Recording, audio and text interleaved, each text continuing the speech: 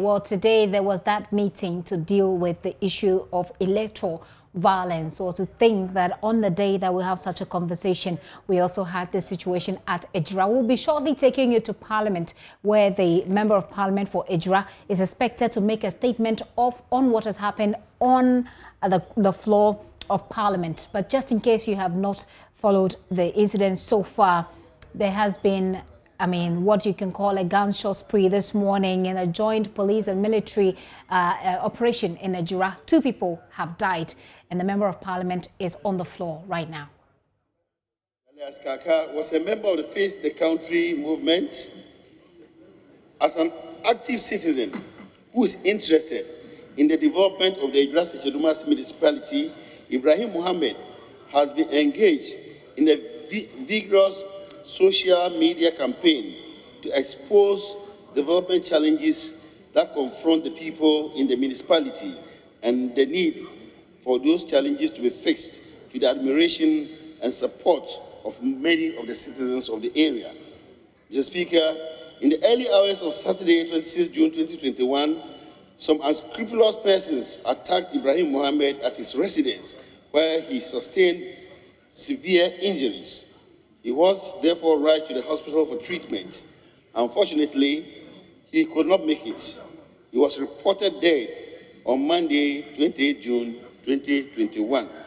The attack on Ibrahim was reported to the police, but they took no immediate action. Ibrahim Mohammed was laid to rest on Tuesday morning, that is today. Upon the return of the family, friends and sympathizers from the cemetery, armed police officers and military men reportedly shot into the crowd of innocent citizens, discharging live ammunition, causing severe injuries to about 6 persons and killing 2 of them. Nasiru and Mutala died instantly. This exercise of indiscretion by the police and the military has exacerbated the security situation in the municipality. Prior to the attack on his life, Ibrahim Mohammed reported that he had received several voice messages of threats on his life from faceless miscreants. He therefore lodged complaint to the police for investigation. The gruesome murder of Ibrahim represents yet another dark day for our democracy. That an active citizen like Ibrahim Mohammed alias Kaka, who is genuinely concerned about the underdevelopment in his community, will be gruesomely murdered. Even more regrettable is the fact that the police and military officers who are trained to maintain law and order and to protect life and protect property will discharge live bullets into a crowd of innocent citizens, thereby killing and maiming them is most regrettable. It is heartwarming that at least 2 suspects by name Ibrahim Isaka alias Anyas the Bible and Al-Hassan Husseini alias Alasan Jamulo, who were both bodyguards of the municipal chief executive Mohammed Salisu Bamba, have been arrested in connection with the murder of Ibrahim Mohammed. These same suspects have been linked to the voice message threats sent to Ibrahim Kaka. I am, by this statement, calling for calm in the Ejura municipality. I call on the Minister for National Security, the Minister for Defense, and the Minister of Interior, and the Regional Security Council to take immediate steps to restore calm in the municipality. I'm also calling on the Defense Minister to institute a full-scale investigation into the shooting incident to ensure that trigger-happy soldiers can be brought to book.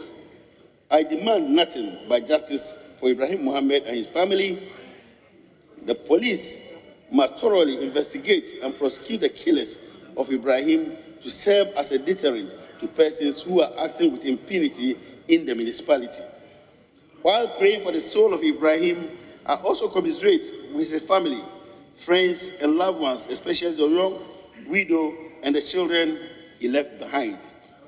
I sympathize with the families of the victims of the shooting incidents and also wish those who sustained injuries receiving treatment a speedy recovery. Thank you, Mr. Speaker, for this opportunity. Thank you, honorable members. Let me first invite Honorable James Agaga. A leader, I'll come to you. So if you can hold on. Speaker, I'm taking. Speaker, at the conclave there was an agreement, and my colleague will corroborate that there'll be one on each side, so that in all two members will speak to this issue. That was the agreement, and my colleague is here. He could confirm that. Two speakers, one on each side. Honorable leader, well taken. But I've already invited Honorable Agaga. So Agaga, you can take the floor. Then I'll take one. The leadership. Thank you, Mr. Speaker. On this sad occasion, I would like to convey my heartfelt condolence to the families of first Ibrahim Mohammed and the two others who were shot dead by the security personnel who were sent there to contain the crowd today. Mr. Speaker, the maker of the statement has raised very critical issues that should catch the attention and firm action of this House. First of all, Mr. Speaker, the remote cause of the demonstration, or if you like, procession, which then resulted in the deployment of the military and police to contain the demonstration, was the death or the killing of Ibrahim Mohammed. Mr. Speaker, the maker of the statement has indicated that they said Ibrahim Mohammed received threats. He received threats and actually took steps to lodge a complaint with the police. The fundamental question, Mr. Speaker, we need to be asking ourselves now is why the police did not provide Ibrahim Mohammed with protection. Because clearly he said he had received voice recordings which threatened that he was going to be attacked and killed. Unfortunately, he was not given any protection. The result is his killing. And Mr. Speaker, when the citizens of Ejura then decided to demonstrate, the police and military, to use excessive force. And Mr. Speaker, that is the next issue I'd like to deal with. The use of excessive force by the police and military in containing crowds or processions in this country is not new. And so when these things happen, it appears very backward on our forward march as a democracy. So I want to condemn the killings. And killings anywhere should be condemned by all well-meaning Ghanaians. What I don't agree with is for anybody to create the impression that the state is oppressing the exercise of rights. And I put this in context because if we begin to speak and make this narration, we will not see our way clear. Institutions of state are replete with individuals, and these individuals are human like us. So people who serve in the Ghana Police Service, the Army, other security services are human like us. So if under certain circumstances, we have these personalities going beyond boundaries, and some, for want of a better expression, excessive in the enforcement of the law, then we have to depart and identify all these people, but not to lump them together and say that the state is oppressing individuals. That I don't agree. So what we may have to do is to encourage. Honorable members, order, please. Speaker, what we should be doing, and I heard my colleague, my good friend, we were all at the NUT student leadership together, the Honorable Agaga, very experienced student leader. We should be encouraging state institutions like the police, the army, the national security, to conduct a thorough investigation.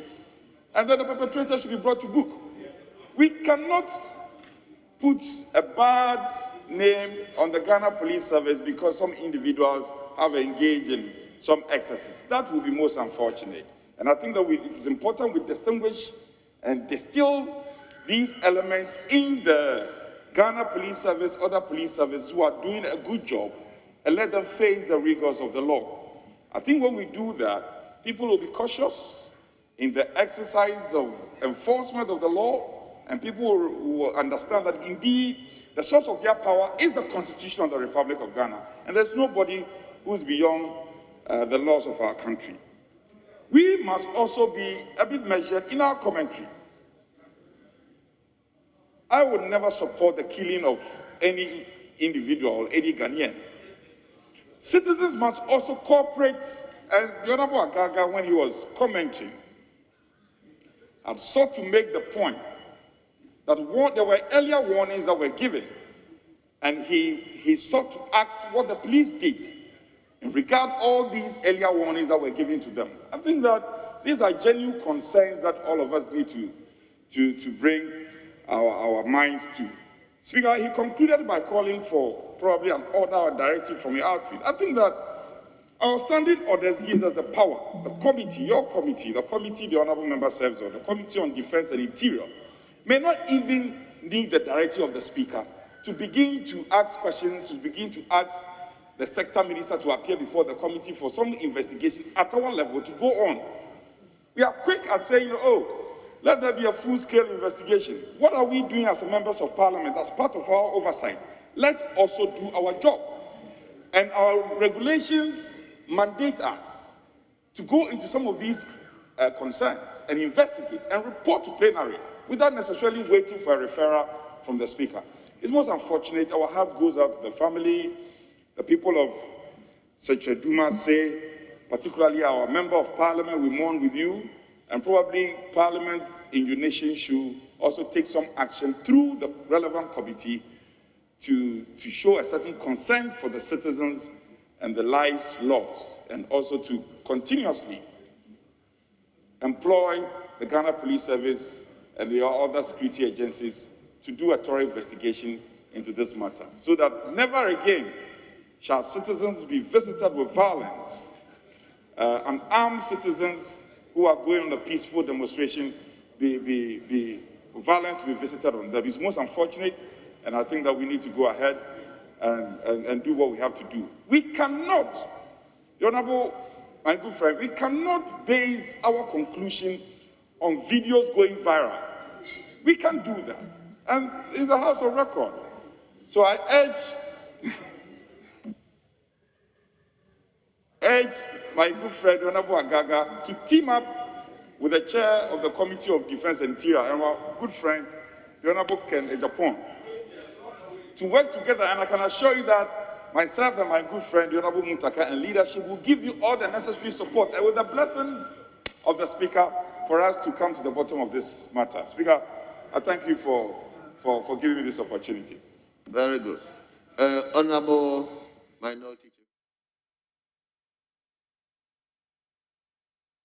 That's a conversation that's still ongoing on the floor of Parliament. Joseph Opoku-Gakpo is on standby. He'll bring us the update in our subsequent bulletins.